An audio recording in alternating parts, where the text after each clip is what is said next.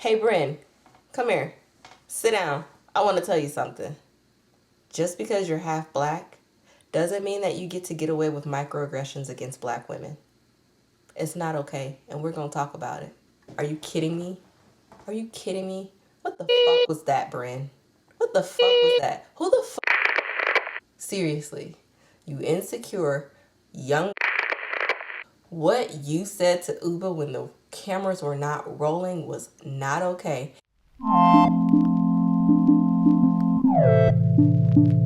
So let's get into this episode. What episode is this? Episode 4. Girl, did y'all watch this episode? What did y'all think about this episode? Because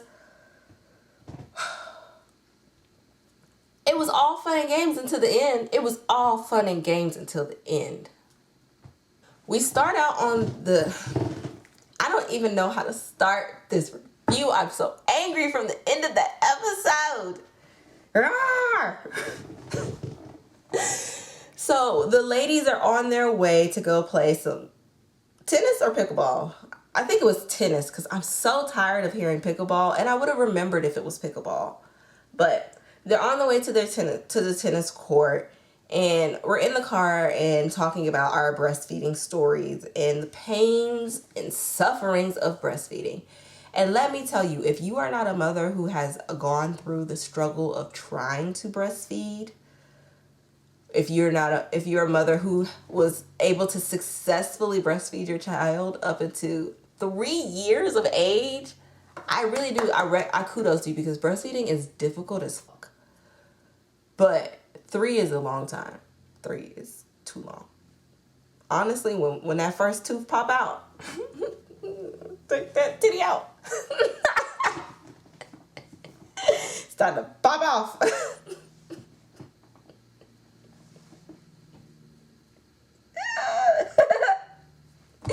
Okay, moving on. We get a story about how one time Rebecca was in a nightclub and she was just so engorged that she just had to ask her, help me out. Can you suck it out of there for me? Of course he spit after, of course. Anyways, we pull up to tennis and we get a very interesting Erin. We find out a lot of interesting tidbits about Erin this episode. Erin is a hot girl. She did hot shit, flashing taxi drivers for some free rides. Okay, girl. But Erin is flirting with the tennis instructor. And, okay, girl. Okay, his name's Tino. And she was very, very she was very lady bonery excited, in Bryn's words. But honestly, the ladies go out to start playing the tennis, and Jenna goes, I'm going to spectate. Not going to play. Not going to play. And if there is nothing that I relate to Jenna on, because I don't relate to Jenna on much, I do relate to that. I'm going to sit back here and watch y'all play sports. I'm not going to play, guys. No, thank you. Anyways, on the sidelines, we get into Raquel's backstory. Bryn asks her, how did she get a French last name? Because you're Puerto Rican, right? And so she goes to explain how her father wasn't shit. He never was shit. And we get the story of how he abandoned her when she was a babe. And she was able to meet him. Her mom reached out when she was about 12, and her mom reached out to the brother and set up a phone call, and she called, and the wife answered, and she was like, I'm his daughter. And the wife gave the phone to him, and he told her never to call him again.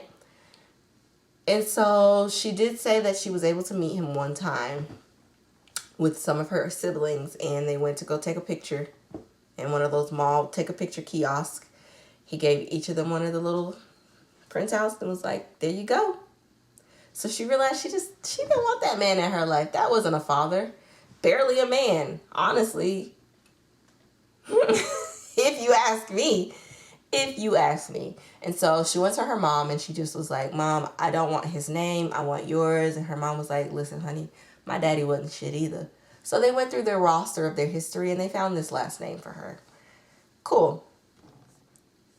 Bryn says it's so cool to hear that backstory because it's somehow she can relate to that because, you know, Bryn has a complicated history with her biological father. And Bryn got daddy issues and she lets it be known in all of her friendship issues. Now we're going back to the house for Aaron's Shabbat dinner. Bryn is feeling isolated from the group because she does not want to work on her issues. And when given the opportunity to work on her issues, she gets really aggressive. And now she's feeling isolated from the group. Anyways, she tells Aaron she wants to leave the party. Boo-hoo. But we're gonna feel sorry for her. This is Aaron's house, and Aaron doesn't want anyone to feel left out, isolated, or down in her house. So she tells her, no, don't feel that way. Come on, come help me prepare the dinner. Try to cheer up. Take a nap, though. When Aaron told her to take a nap, I got everything I needed to know. Anyways, Aaron and Sai and Jessel go to the grocery store to pick up the groceries for the Shabbat dinner. And Jenna tries to cheer up Bryn back at the house because Jenna stays behind to make a dessert dish for the dinner. And she sees Bryn and she's just like, Bryn, what's going on? How you doing? And she decides to cheer Bryn up with some diamonds because diamonds are a girl's best friend. No, seriously. Diamonds are a girl's best friend. I do love me some diamonds. And so does Bryn. So she gets her stack and a necklace. And then we switch to Sai, Uba, and Jessa. Oh, it's just Sai, Uba, and Jessel. So Sai, Uba, and Jessel are at the grocery store. And they decide to play a game of the Price is Right at the grocery store to talk about these prices in this grocery store. And I am never moving to New York. You couldn't make me. You couldn't force me. I couldn't afford it. Period. Point blank. Milk was $9. Eggs were $11. No, thank you. Anyways, I'm not surprised Jessel doesn't know the price of groceries because Jessel doesn't shop. Does Jessel cook? Probably also not. As we're talking about the price of eggs, Jessel is talking about the price of her eggs in her fertility clinic, okay? And her embryos that she's got stored there are $1,000 a month. But they have a 90210 zip code. And Sai's like, you know, maybe you move them somewhere where they're not as expensive. You know, maybe we just do that. And then she goes and says, maybe we move into a surrogate. And she's like, yeah, but move into a surrogate, that's an extra $250,000. And so I was like, what? You can give me 2 babies for $250,000. I'll carry that. I'll carry that hobby for you, hun. I would not. But didn't we hear, Sai said last season, I'm pretty sure, if my memory serves me correct, Sai loved being pregnant. She was one of those women who liked having that pregnancy. I could be wrong, but I think I'm right. Or was that one of my friends who told me that she liked being pregnant? It could have been my friend who has like 6 kids. Every single time she has another kid, she's just like, I just love the way it feels to be pregnant. What? We get into how Jessel really wants to have her girl, but Pavid is just like, no. You have so many kids, 2 kids already. 2 at one time is a lot of money because kids are expensive.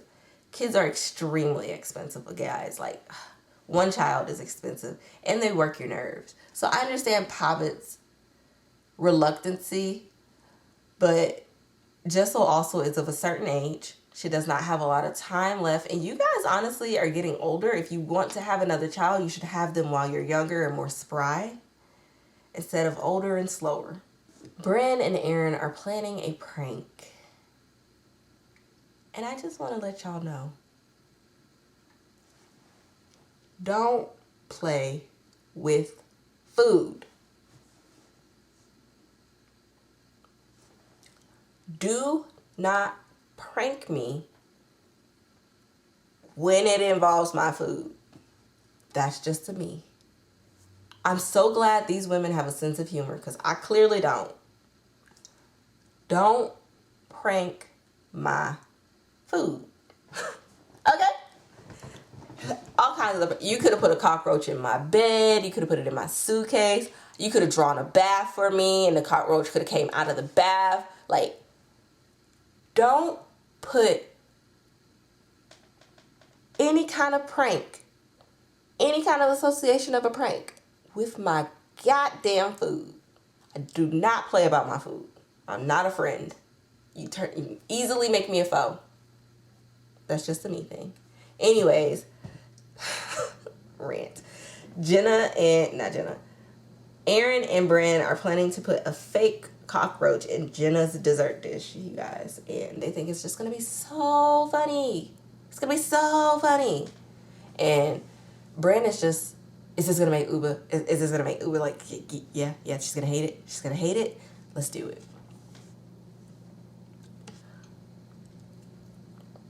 And then we get Jenna coming down in this latex top, and you guys, she's wet. We got a lot of lesbian inferences in this episode, but I'm going to ignore all of it. We're not even talking about that. We talked about Prince queerbaiting before, and we wish she would stop. She's not going to stop. Maybe she's about to transition into a new life, and this is her testing the waters. So with Jenna and her latex, the girls are just basically questioning her and why she has such a fixation for latex. And she's just like, I used to own a lot of it. And they were like, why? And she was like, well. And they were like, sex clubs, ain't it? It's sex clubs. She's S&M. You're dominatrix. Yep, you are. And so we get a cute little story from, I don't know if I want to say it's cute, but we get a story from Jenna about one of her boyfriends she used to date. He was a writer for The New Yorker, and she got to experience one of New York's sex clubs back in the day, but back before the internet even existed, apparently. And it's not before the internet existed. The internet existed in the 80s, guys. Anyways, she just goes on and talks about how it was like one of the raunchiest spots and how there was open everything. And I just want to say, those still exist. But I don't know nothing about that. Anyways, they serve Jenna's dish. Okay, so we do the whole Shabbat dinner. And it's a lovely dinner. We get a lovely toast by Aaron, talking about how we're friends and we're coming together. And all the girls are really getting along at this dinner, where Bren and Uba are like back and forth, cozy, lovey-dovey on each other. It's like Bren and Uba are hot and cold. I don't understand it. Hot and cold, day and night. And so we're finishing up dinner and we do the dessert. And of course, the cockroach is in the dessert. And so they all dig into the dessert first, eating like a bunch of it. And like, we don't get the cockroach until the ladies are at the very end of the dessert, separating it onto their own plates. And the cockroach is on Jessel's plate. And she goes, ah! And pulls the cockroach out and holds it up for the girls. And the girls are like screaming. And you see Uba run. Uba's just gone. She's throwing up in the bathroom, which again, it's a funny prank until I throw up on your table, because some people don't have that quick of a reflex, you know? Anyways, Sai goes to chase Uba to let her know it's fake. And Sai goes into the bathroom and sees all of the puke and starts vomiting immediately. And so you have the both of them in the bathroom throwing up. And Aaron's like, oh, she's puking in my sink. There's puke everywhere. That's what you get for putting something in the food. I don't feel sorry. I can't feel sorry. You shouldn't have put that in their food. Like, come on. Anyways, the next morning, I keep sliding down my chair. The next morning, Aaron treats the women to breakfast. There's a chef there preparing all the food. And we get the announcement that Uba and Bren made up the night before when there were no cameras around. And as we get Uba announcing that Bren and her have made amends, they talked it out the night before, talked about how much they truly, truly love each other. Uba starts describing what the conversation was to the ladies, right? And so as Uba is talking and saying how, I don't really go so hard after somebody unless I truly love them, Bryn interrupts her as she's making this announcement a couple of times. And so Uba then says, see, this is the issue with her and me. She likes to interrupt me, and that pisses me off. And every time she interrupts me, it pisses me off. And when I get pissed off, I call her a name. And when I call her a name, she gets condescending to me and talks down to me like I'm an ignorant fool. That's the issue between Bryn and Uba. Bryn is condescending to Uba, and Uba will disrespect you back. And then Bryn wants to be like, oh, don't disrespect me. I'm just trying to help you. You're not trying to help me. You're being elitist in the way that you're talking to me. I come from a different place. I'm way more knowledgeable than you will ever be. Because Uba's brain thinks in 2 languages, she's already way more intelligent than Bryn will ever be. I think that so much, like, people who speak so many different languages have, like, the brain processing of, like, a computer to me. It's crazy to see them communicate in so many different languages. I'm in awe anytime I hear someone speaking a different language so well. I've tried so many times to learn a different language, and my brain is just like, ugh. I just do not think that fast. I do not. And Uba speaks so eloquently in the way that she enunciates and, like, in the way that she explains her feelings. I understand what she's saying. It doesn't take a long time for me to understand. And I have family and friends of way multicultural nationality backgrounds that you have a much harder time understanding. And Uba, grade A. I understand everything she says very well. As Uba is explaining how she has her issue with Bryn when she likes to interrupt her, Bryn goes, well, I just like for you to use your words. And that sets Uba off because that's that condescending shit that she's talking about. Bryn can't help herself.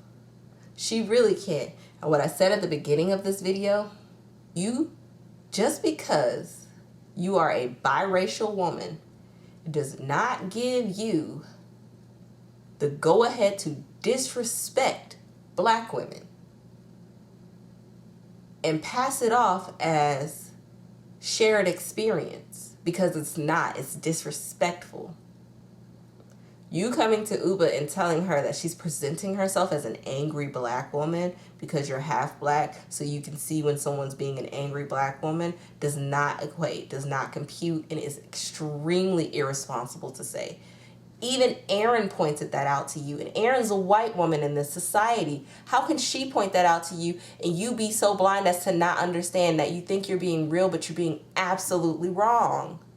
The elitism on Bryn is so astronomical. It's so mind-boggling to me because she doesn't even present herself as this elite person she's trying to be. Like, she doesn't present herself to be this person who holds herself to this dignified status, talking about the sexual things that she does all the time, but she wants to carry herself like she's some highbrow society elite.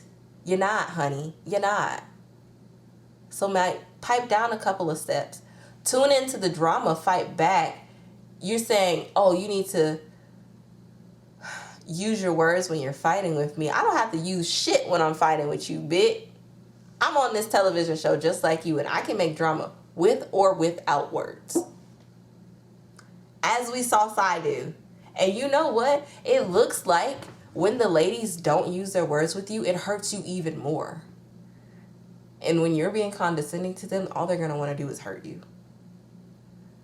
And Bryn presented so well last season, but that was before we actually knew who she was. And I'm Sai in the background listening to Bryn talk to these ladies as Uba storms out of the room. Bryn is upset that Uba's yelling at her, but Bryn, you have to take responsibility in these arguments you keep starting. And I'm going to just say that you keep starting these arguments and setting fires you cannot put out. Stop fanning the flames if you're not strong enough to withstand the heat. And the heat ain't that hot, honey. You were just coaching Rebecca how to respond to you, and now you want to run away. What was that? Honey, we get Uba run away because she's through with this. She's over it. We thought we reconciled, but honestly, as Bren does, she tries to sweep issues under the rug with the women, but she doesn't resolve anything, so she's just going to end up right back here at square one, where the feelings are unresolved. You didn't actually work through your issues, and guess what? The issues are still there, and a hug didn't solve anything. The Band-Aid fell off because the stickiness wore off. Grow up. At the very end of the episode, after Bren is complaining, she says, see, this is why I go home. I'm being attacked right now. Everybody's piling on to me, and you women didn't say anything to her when she was being mean to me. How can you guys just sit there and let her talk to me like that? I just want to go home. I called my brother. He said that I should just go home and not deal with any of this. None of this matters. Nothing matters. I'm not important. You know? Anyways, Sai is standing in the kitchen listening to this. And then you hear her ask Aaron, so are we going home after this? I love it. Bren is a petulant child. Uba is right to be aggravated with Bren. Sai has a right to be aggravated with Bren. Bren needs to grow up again. Aaron needs to pick a side. Because she's so quiet with her. Yeah, you guys are right, but Bren, it's okay, honey. Shh. Sai, you did apologize, but Bren, it's okay in this moment. I don't know why she won't take your... I don't know why she's acting like this.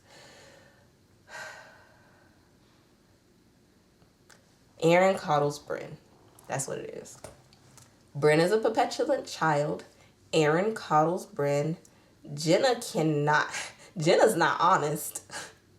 Jenna's not honest. Sai ain't wrong. Uba, I understand your frustration and you have a right to be frustrated with Bren. And Raquel, you just got here, girl. And Rebecca, I can't wait to see what this drama is with you and this Scientology, because they keep sprinkling this shit in here. So what's the issue going to be? But that's the episode. Go ahead, leave me a comment, leave me a like, leave me a subscription, leave me a chicken, leave me an egg. It's Halloween, and leave me a pumpkin. Thank you guys so much. Next week, I'm going to dress up, and you guys are going to see what I'm going to be for Halloween. It's Halloween. It's Halloween. This is Halloween. Halloween. Halloween. Halloween. Halloween. Okay.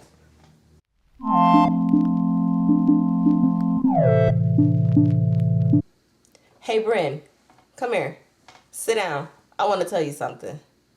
Just because you're half black doesn't mean that you get away with microaggressions against black women. It's not okay, and we're going to talk about it. Are you kidding me? Are you kidding me? What the fuck was that, Bren? What the fuck was that? Who the fuck are you? Who are you in this world, honey? Seriously, you insecure, young-minded, young-hearted, irresponsible with your words, young lady. So disappointed. And you come here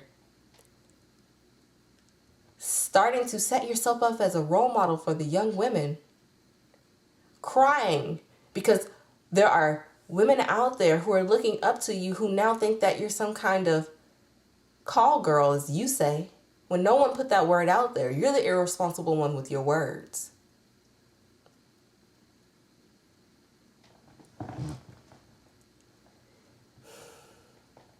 What you said to Uba when the cameras were not rolling was not okay. And then you still stood behind it and came several months later to confessionals to say it again. To say it again. Can you tell it irritates my soul to have heard her say that to Uba? To tell her not to be that angry black woman if you want the white man that you want. First of all, you shouldn't change yourself for no man, no matter his color. If he wants you, he wants you. And that's something that if you hear me on this channel, you'll hear me say time and time again, no man is going to make you fight for his love. He may ask you to show you how you love him, but he's never going to make you fight so hard and change every aspect of yourself. I mean, now, if you got some terrible traits, you out here stealing shit from the Walmart, he might ask you to change that if he's the one that's going to change your life. But that's things you needed to change anyway. But being a black woman who occasionally has emotions like anger is not something you need to change. I just felt that in my core to say. I just felt that I had to say that. As a woman of color who gets angry, who gets emotional and passionate in her speech constantly, and who has been told time and time again that I'm the devil,